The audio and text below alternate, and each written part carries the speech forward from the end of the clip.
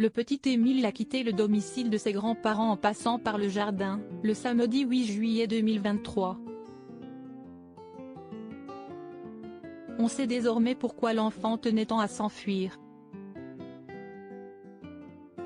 La famille est sans nouvelles depuis plus d'un mois. Émile S. a disparu du jardin de ses grands-parents alors qu'il se réveillait d'une sieste, le samedi 8 juillet 2023. Le petit garçon de 2 ans et demi a échappé à la vigilance de sa grand-mère et de son grand-père qui chargeaient des piquets de bois, des fils de fer et des outils dans leur minibus pour pouvoir aller installer une clôture dans un pré voisin afin d'y installer leurs chevaux. L'enfant était, de notoriété publique, très indépendant malgré son âge.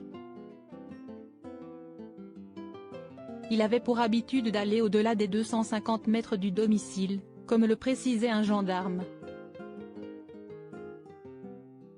S'il a eu envie de quitter le domicile de ses grands-parents, ce n'est pas pour rien. Et pas pour suivre un papillon, comme il en avait parfois l'habitude.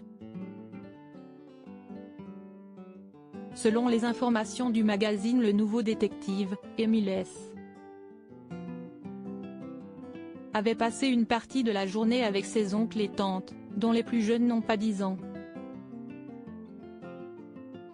Ils avaient, ensemble, construit une cabane faite de rondins de boissier, située plus haut, sur le sentier escarpé menant au col de la Bourraie. Émile voulait y rester à l'heure du déjeuner et sa sieste ne lui avait pas enlevé l'idée de la tête. « Je veux aller jouer à la cabane », aurait-il répété, au réveil, alors qu'on lui changeait sa couche. C'était sans doute aussi une façon de décompresser, suggère un proche du dossier dans les pages du Nouveau Détective.